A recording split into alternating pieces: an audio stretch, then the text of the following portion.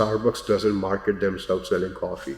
Starbucks does branding and marketing of them selling the community, the emotion of togetherness, the emotion of you relaxing when you come into a Starbucks store. I mean, I go to a Starbucks store and I see so many students uh, with their laptops and their iPads and their tablets open on the desk while they're having their third Starbucks coffee, and they have been sitting there for hours.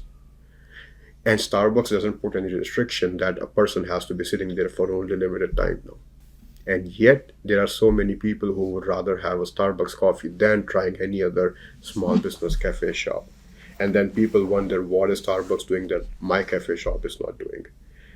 Then a second thing what a small business can do to stand out in an ever evolving digital landscape of branding and marketing is create a website.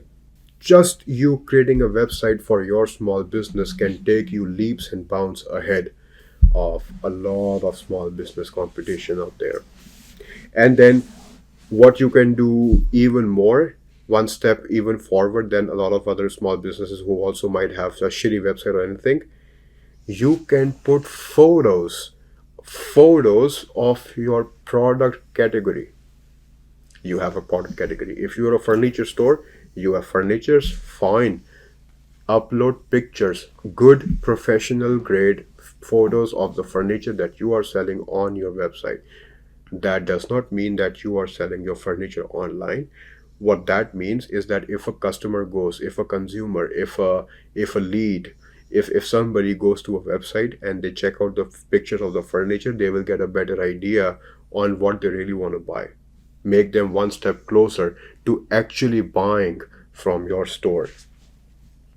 A third thing you can do is have contests or giveaways.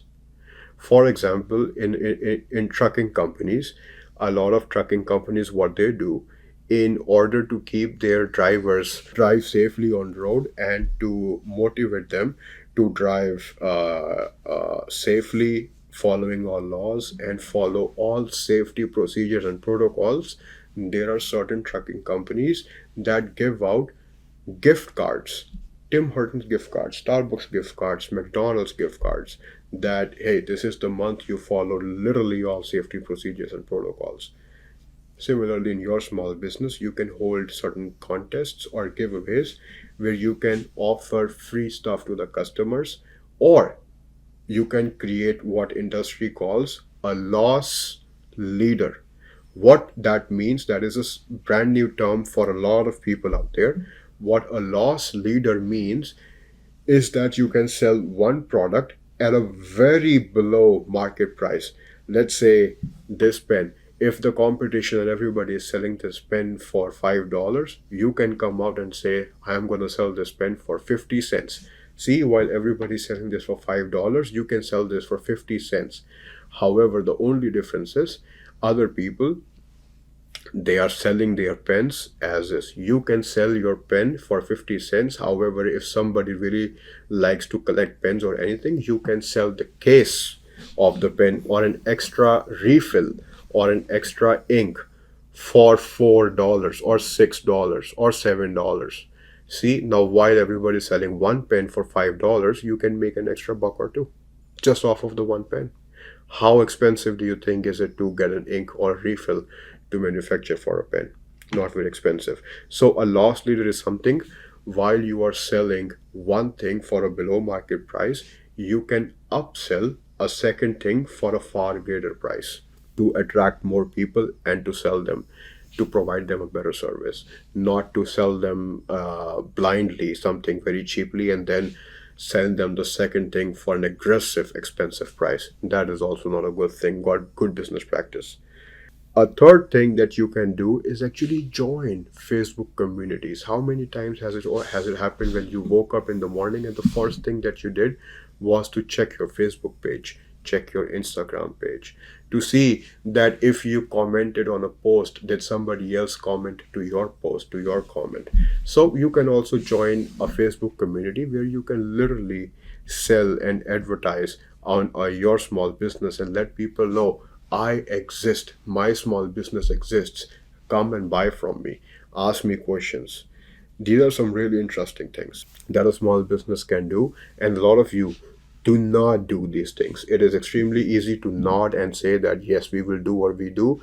However, tons and tons of small businesses out there, they have never been able to participate in all these activities all by themselves, and that is becoming one of the leading causes why the small business is not able to exist past their first 5 years. But before I move on, any thoughts, Sunny? Yeah, a lot of things that small businesses can do. To put some frame of reference to the thought process behind some ideas, like you mentioned, look at Starbucks. Starbucks is actually selling a third place between home and work. They're selling a community that you can come to relax. We look at Apple. Apple is actually selling innovation, is selling the importance of being a outthinker, being a rebel, being able to think differently and leave an impact on the world. There are still campaigns that they run that work around that design of that initial campaign ads. For example, their ads will be like a student drawing an art on the iPad, and they're not selling the iPad. They're selling the idea behind the drawing of an art. So that's the idea. That's the ideology behind it. Other examples could be, for example, a company called Roots in Canada. They have a beaver in the logo. That beaver is a national emblem to Canada. So they're representing Canadian culture. They're representing the wilderness out there. If you go into the stores have an outdoorsy, woody environment that represents that comfy cottage life, outdoorsy, adventurous life. They're selling that. If you look at Nike's ideology was around athleticism, competitiveness, the daily challenges, how you improve on things, the athletes being beating the records. There was a subcategory for Nike which was Air Jordans, which was launched and always been an outsell. Michael Jordan's brand with the integrity, with the honors, came up and joined with Nike, and both the brands went up in reputation. Uh, other were like, for example, Air Canada has shown to be the carrier that flies, or that has Canadian flag when it flies. So it sells to the consumers a feeling of being Canadian even when they're abroad or when they're taking the flights. Their lounges will specifically offer you wines which are Canadian driven, local Canadian produced, food that sells Canadian food items. So they're selling that feeling of being Canadian even when you're outside Canada. So that's there. For example, uh, Tim Hortons is actually selling you a morning ritual. When people say I'm going to have a double double in Canada, they really mean they are going to the Tim Hortons to get the double double. It's become a ritual. If you've worked in Canada, you have a student life, you've been in the environment, you will know what that means. So they're selling that community of people that have a morning ritual that they follow.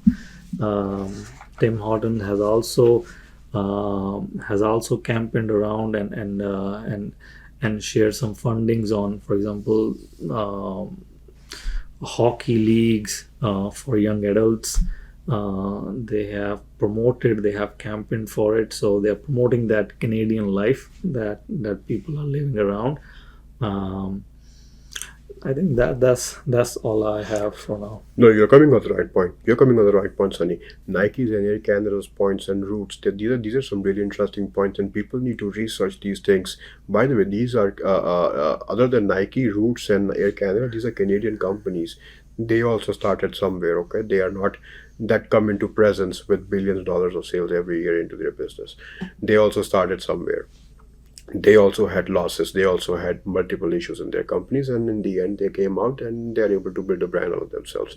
Now, one of the very famous examples that I can think of right now at this point is Coca-Cola's commercial back in 1971. Now, that was a pioneer in all by in itself. Remember, 17th century, that was the first printed advertisement ever came out. But in 1971, Coca-Cola, and this was back even before 1984, Apple's famous commercial. In 1971, Coca-Cola came out with this commercial where they got all these people from all over the place together in one single location, shot an ad, and then had them drink a Coca-Cola while singing the song "I'd Like to Buy World a Coke." I do not know how many of you out there remember this commercial, but this was a very interesting commercial of its time back in the 1970s. I mean, look at the risk that Coca-Cola took. Nobody had done this sort of a thing in the past. They could not refer to anybody else's example.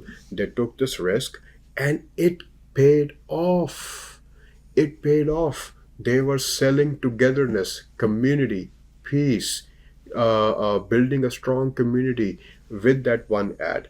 Now I can build an ad and I can say, hey, this jacket, buy this jacket. This jacket is really cool. Or I can say, why are you suffering in winters when you have options to keep yourself warm? Now I can either sell the product itself or I can sell the emotion behind wearing the particular product on whatever you are selling. So take some ideas. You don't have to copy the ideas. You can take some ideas from these multi-billion dollar brands on how they actually started off. Like I said, knowing the history is extremely important to your actions in present and future. And another thing, like you said, Sunny, with Nike had its own issues back in early 2000s. I don't know how many of you remember this. In 2000s, people were protesting against Nike. I mean, today, if we go to Nike shops in malls and stores, people are lining up to buy Nike stuff. You go to outlets of Nike, people are lining up.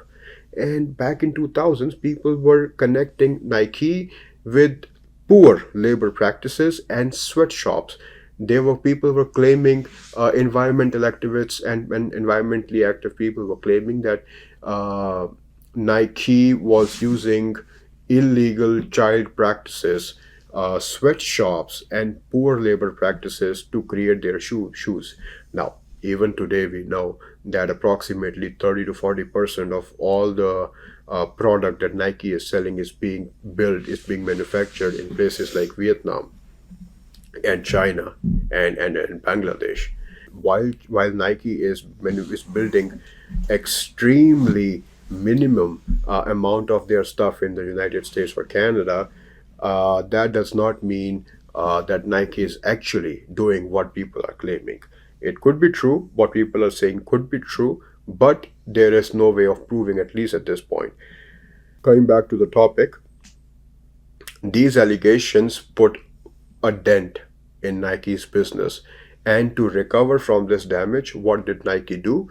Like Sunny said, they came out and they promoted their branding, their connectivity with athleticism. They partnered up with athletes. They partnered up with other pro athletes into another sports, into another categories to promote transparency. Invited people to their places where they used to build their shoes, their other accessories, and while they had their competitors like Adidas or Under Armour who were trying to catch up to Nike, Nike was able to take themselves off guard and increase their sales by taking some measures such as creating a brand around transparency, partnering up with certain influencers, partnering up with the correct athletes, promoting athleticism, and promoting the idea of just do it, their slogan. These are some things that people can take an example of. Small businesses, corner grocery stores, corner convenience stores, dental offices, motels, real estate businesses. I mean, let's talk about real estate. Real estate agents and real estate brokers and mortgage brokers. You go to US economy, you go to Canadian economy. Why is it that this is the case where only 10 or 15% of all the real estate agents are doing 85% of the business? There are about 75 to 80,000 realtors in just the province of Ontario alone. And only 10% of those 75 to 80,000 real estate agents are doing 90% of all the business.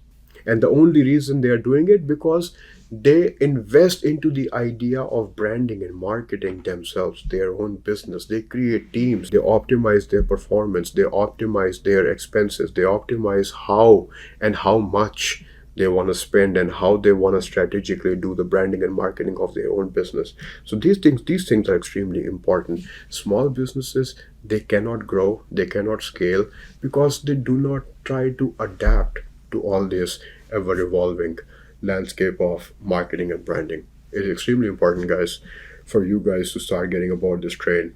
But moving on towards the end of this podcast, do you have any thoughts on what certain small businesses can do, what they haven't done in the past? What can they do today to adapt to the idea of branding and marketing and maybe change the course from barely surviving into a thriving business?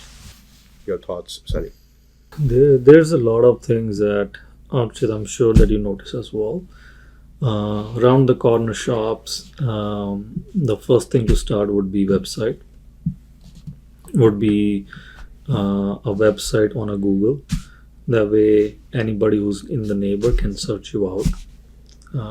Should be, say, a good signage outside the place as well.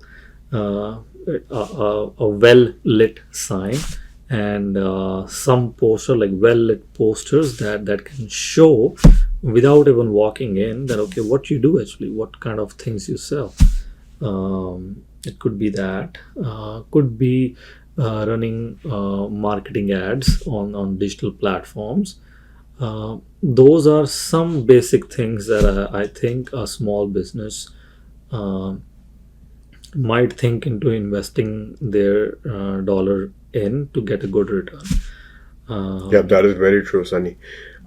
Just getting on board of investing your few dollars into online marketing such as Facebook, such as Instagram, such as Google, such as YouTube. There are hundreds of platforms out there for you to try your business on. uh, Understand these people. The small things, they matter a lot. They add up and they matter a lot. They can make a huge shift. They can make a huge change in the existence of your small business. I mean, there are tons and tons of books. There are tons and tons of material available out there on how a small business can actually take themselves leaps and beyond, leaps and bounds ahead in the future, uh, just from the mere survivability to actually a thriving business.